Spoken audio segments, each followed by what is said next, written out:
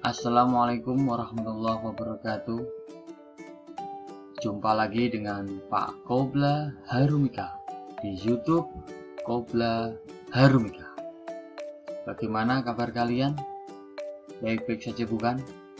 Semoga baik-baik saja dan tetap semangat. Jangan lupa pesan ibu, jaga jarak, pakai masker, dan cuci tangan. Dan semoga pandemi segera berakhir, amin. Baik, di video kali ini Pak Qobla akan menjelaskan tentang latihan soal materi buku fiksi dan non fiksi. Apa itu buku fiksi dan non fiksi? Nah, di pelajaran pasti kalian sudah mengetahui fiksi itu apa dan non fiksi itu apa. Fiksi adalah khayalan dan non fiksi adalah nyata. Kita lanjut di soal yang pertama. Berikut ini termasuk hal-hal yang dibahas pada bagian isi resensi buku ilmiah, kecuali A. Sinopsis, B. Ulasan singkat buku dengan kutipan secukupnya, C. Keunggulan dan kelemahan buku, dan D. Menilai hasil karya. Kita lihat di sini ya, resensi buku ilmiah. Buku ilmiah itu termasuk fiksi atau non fiksi? Buku ilmiah adalah apa? Fiksi. Fiksi atau non fiksi? Ya, salah. Buku ilmiah adalah non fiksi. Karena buku ilmiah adalah cerita nyata, bukan rekaan ya. Jadi ini adalah non fiksi.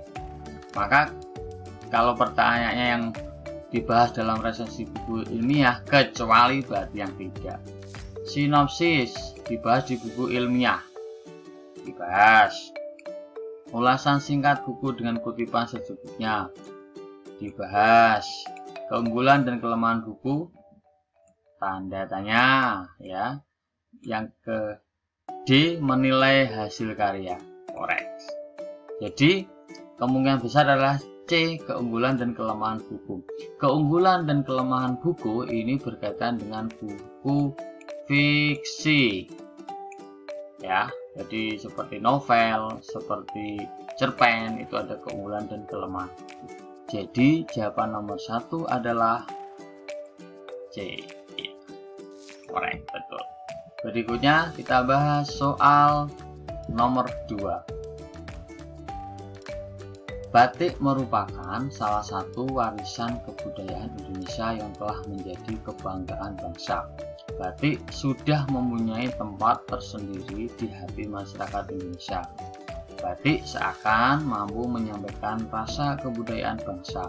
Keberadaan batik selama ini telah menjadi primadona di kalangan pecinta motif.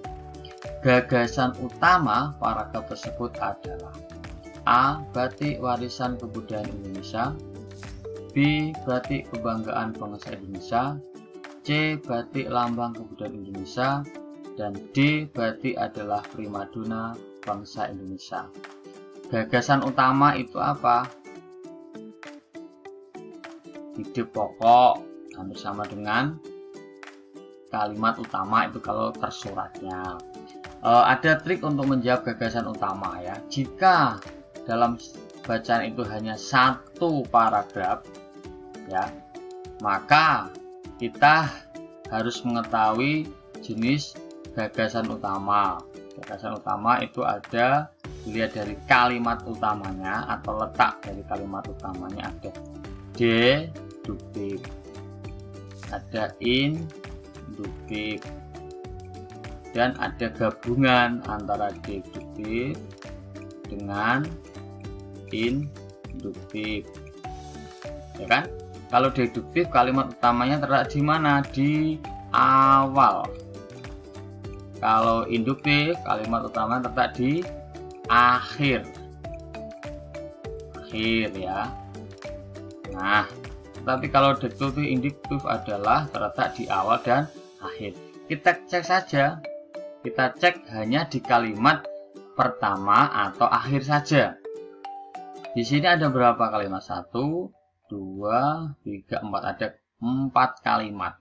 Kita cek di kalimat pertama atau kalimat keempat. Nah, gitu saja secara mudah. Nah, yang kedua kita cek kata kunci. Nah, kata kunci yang menunjukkan gagasan utama. Rata-rata kalimat utama itu terletak di kalimat pertama. Gagasannya terletak di kalimat pertama. Hampir mayoritas 90% ini terletak di kalimat pertama. Batik merupakan salah satu warisan kebudayaan Indonesia yang telah menjadi kebanggaan bangsa. Yang berikutnya ada kata kunci ini, merupakan. Jadi sebetulnya ada kata kunci. Kalau ada kata merupakan, adalah, jadi, kesimpulan, artinya. Kata-kata itu adalah kata kunci yang menunjukkan bahwa kalimat tersebut adalah gagasan utama, ya. Jelas ini terletak di kalimat pertama. Maka yang menjadi kalimat pertama ini salah satu warisan kebudayaan Indonesia yang telah menjadi kebanggaan bangsa. Batik. Maka antara yang merupakan warisan, kita cek warisan bisa. Berarti kebanggaan bangsa Indonesia ada. Berarti lambang kebudayaan, satu warisan kebudayaan ada, Pak. D, berarti adalah primadona, tidak ada. Nah, kita analisis antara A, B, dan C. Nah, batik merupakan salah satu warisan kebudayaan. Kata kunci adalah warisan. Nah, cari yang ada kata warisan. A, B, atau C. Oke, korek. Jawabannya adalah A. Jelas ya? Masih bingung? Nanti bisa ditanyakan di kolom komentar. Jelas di sini ada kata kunci warisan. Jadi merupakan warisan, ya, itu kata kuncinya. Jadi jawabannya adalah A. Kita lanjut ke soal nomor 3. Buku non-fiksi dibuat berdasarkan titik-titik, realita, koma, atau hal-hal yang benar-benar terjadi dalam kehidupan kita sehari-hari. Benar-benar terjadi, realita. Berarti koma-koma ini sama, berarti apa? Kalau realita benar-benar terjadi berarti apa? Fakta. Karena fakta ini katanya kan sama dengan terjadi, sama dengan realita. Apalagi arti dari non fiksi adalah non, tidak, fiksi hayal. Tidak hayal berarti nyata, nyata berarti fakta. Korek. Jadi jawabannya adalah D. Kita lanjut soal keempat. Salah satu contoh dari buku non fiksi adalah, tadi sudah saya jelaskan, non, tidak, fiksi, hayal. Tidak hayal berarti nyata. Buku biografi, misalkan biografi presiden, apakah itu nyata atau fakta atau opini? Biografi adalah fakta. Nah, ya kan? Cerpen, opini, ya kan? Fiktif, atau tidak nyata atau fiksi. Novel, fiktif, ya kan? Sama. Kemudian puisi juga fiktif.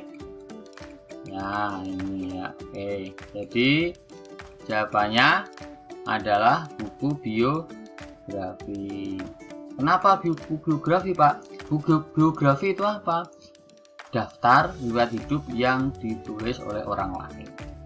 Gak mungkin daftar riwayat hidup kok fiktif. Daftar riwayat hidup atau biografi adalah non fiksi. Baik, kita lanjut soal nomor 5. Ada banyak jenis buku di Indonesia, mulai dari buku fiksi yang menghibur hingga buku non-fiksi yang banyak memberikan titik-titik bagi para pembacanya. Untuk mengisi titik-titik ini apa? A. Pengetahuan, B. Nilai kehidupan, C. Pelajaran hidup, dan D. Motivasi. Kita ditanya lagi tentang buku non-fiksi. Non, tidak, fiksi, khayal, berarti nyata. Nyata berarti memberikan apa? Pengetahuan. Ya, jadi jawabannya A. Pengetahuan bagi para pembaca. Itu ya, jadi memberikan pengetahuan bagi para pembacanya. Korek. Kita lanjut soal yang ke-6. Novel termasuk dalam jenis buku novel.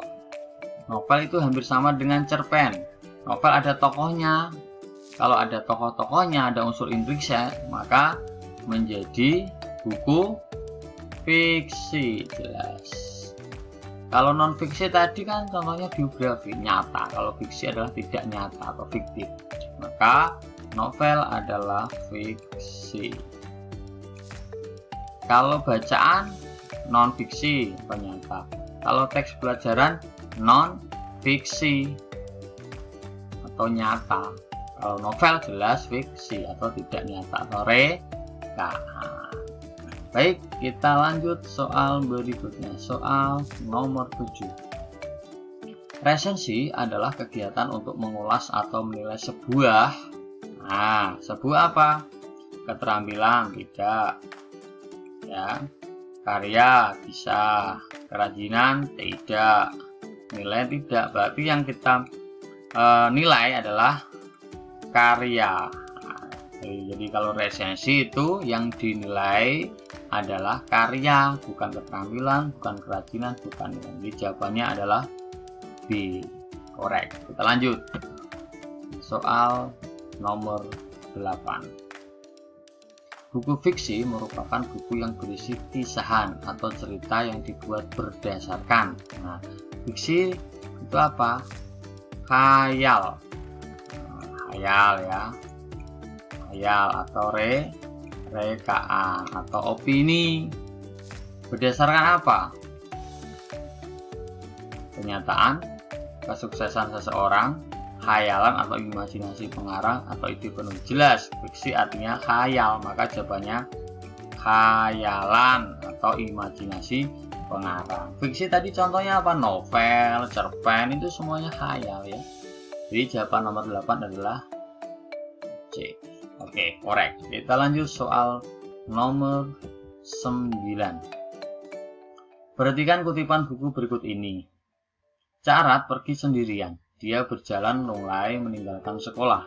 Pikirannya sudah di rumah untuk bisa membantu orang tuanya mengerjakan sawah. Dia bingung harus berlebih dulu melakukan apa, membantu bapaknya di sawah ataukah harus membantu ibunya mengupas kelapa untuk dijual. Nah, ini bingung. Semakin teringat hal itu, Carat semakin cepat melangkahkan kakinya. Kutipan buku di atas termasuk dalam kategori fiksi. Ya. Pokoknya kalau ada tokoh konflik, unsur intrinsik pasti fiksi. Lah, di sini fiksi ya, karena apa? Nah, jelas di situ ada yang sering diulang-ulang, dia bingung. Ya, membantu bapaknya dulu atau membantu ibunya. Kita cek ke pilihan ganda. A. Berisi penjelasan tentang anak sekolah yang baik. Bisa juga. B. Menceritakan tokoh yang memiliki konflik. Iya. Ya kan? Ini kan konflik tadi. Dia bingung ya. C. Cara-cara menjadi anak sekolah yang baik. Tidak ada cara-caranya, salah. D. Berupa peristiwa yang orang tua dibantu anaknya. Tidak. Maka yang sering diulang-ulang adalah menceritakan tokoh yang memiliki konflik. Jadi fiksi itu ada konflik, ada tokoh, ada unsur intrinsiknya ya, dan penokohan. Jelas. Jadi jawabannya adalah B. Gitu ya. Korek. Baik, kita lanjut soal nomor 10. Cermati kutipan buku berikut. Mengingat masih terbatasnya informasi teknologi pengobatan nata di koko, buku ini disusun dengan harapan dapat dijadikan acuan bagi masyarakat yang ingin membuka usaha pembuatan nata di koko. Akhirnya, penulis mengucapkan terima kasih kepada berbagai pihak yang telah berkenan memberikan bantuan dalam penyusunan buku ini. Kritik dan saran dari para pembaca sangat diharapkan guna penyempurnaan buku ini pada masa yang akan datang. Semoga buku ini bermanfaat bagi pihak-pihak yang membutuhkan. Kutipan buku non-fiksi tersebut merupakan unsur buku bagian A. Isi buku, B. Kata pengantar, C. Glosarium, dan D. Indeks. Nah, situ kita harus mengetahui tentang apa itu isi buku, apa itu kata pengantar, apa itu glosarium, dan apa itu indeks. Ini agak aneh buat kalian mungkin glosarium ya. Glosarium itu apa? Glosarium adalah kamus dalam bentuk ringkas. Jadi kamus kecil ya, yang biasanya diletakkan di bagian akhir suatu buku. Jadi menyertakan istilah-istilah dalam buku. Jadi misalkan ada tulisannya paling atas itu glosarium, kemudian di bawahnya ada fiksi, kemudian artinya apa, non fiksi artinya apa, kemudian buku artinya apa, kritik artinya apa. Itu adalah glosarium. Jadi glosarium ini apa?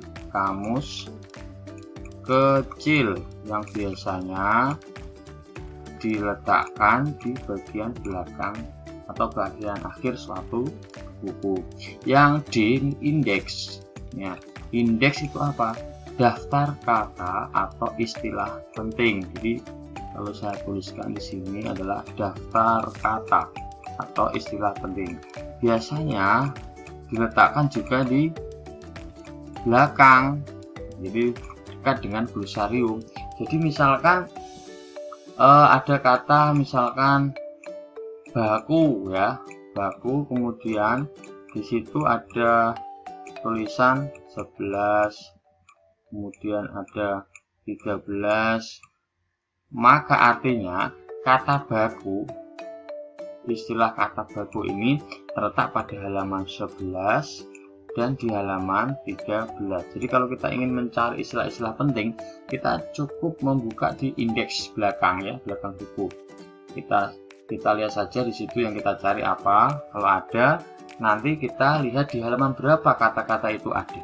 Itu namanya indeks. Jadi kalau glosarium itu kamus, artinya apa. Kalau indeks adalah daftar kata-kata penting yang terletak di halaman berapa dan ya.